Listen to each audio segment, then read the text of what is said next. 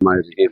शुक्र है अल्लाह का कि आज इस सेशन ने दिखाया कि हिंदुस्तान में जमहूरियत है और हमारे इस असेंबली में जो इलेक्शन हुए और जो लोगों ने हमें चुन के यहाँ भेजा, तो हमने भी हक अदाई की। उनके मुश्किलात, उनके मसाइल, उनके जो भी थे वो उजागर कर दिए। और इस सेशन में शानदार तरीके से, चाहे वो बजट सेशन था, चाहे वो कोई मसला था किसी इलाके का, तो हमने शानदार तरीके से वो इस सेशन में लोगों की डिमांडें सामने रखी, गवर्नमेंट के सामने रखी।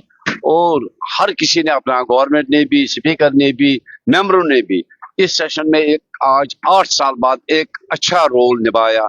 अपोजिशन ने भी, हर किसी ने अच्छा रोल निभाया, जिससे लगता था कि बेशक जमहूरियत ही एक ऐसा वाहिद तरीका है जिससे लोगों के मसले मुश्किलात हल हो सकते हैं।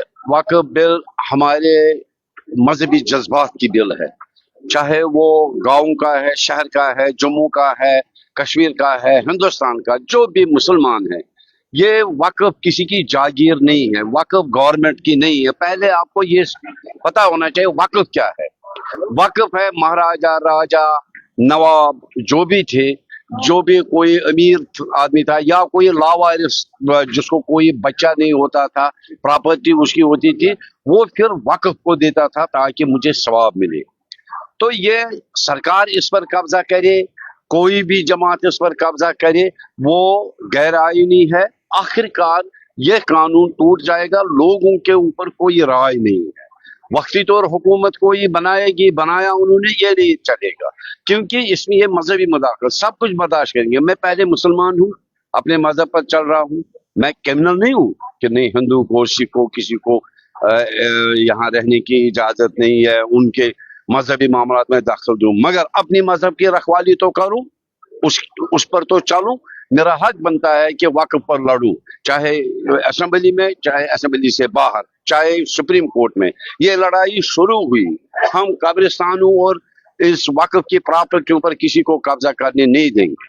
हमारी स्टेट गवर्नमेंट, हम स्टेट गवर्नमेंट को भी, अपनी गवर्नमेंट को हमने यहाँ भी इल्तिजा किया असेंबली के अंदर कि हम इस एक्ट को इम्प्लीमेंट नहीं करेंगे। मैं उस वक्त कोई भी स्टेप उठाने के लिए तैयार हूं, मगर ये बर्दाश्त नहीं करूंगा। बिल्कुल अड़चने आती है। वो स्पीकर साहब जो है वो भी हम में से है, हमने उसको चुना है।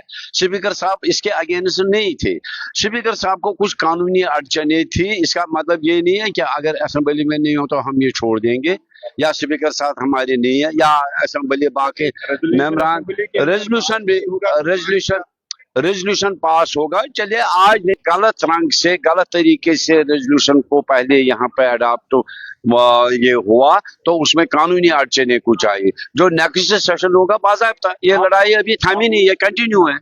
स्पीकर ने गलती नहीं की, अगर वो गलत करता, उसको यूटी में आपको एलो नहीं किया, नहीं, उसने यूटी में जो कानून है और स्टेट गवर्नमेंट में, जो आप बोल रहे हैं वेस्ट बंगाल और वो तमिलनाडु, वो स्टेट गवर्नमेंट है, वहां वो यूटी नहीं है। तो यूटी में डिक्टेटरशिप है, यही तो हम कह रहे हैं हमें स्टेट दे दो, इसीलिए तो हम लड़ रहे हैं। यूटी क्या है? एक ऊपर से आपको कुछ कानून की बालादस्ती दिखाता है, you have to act upon those.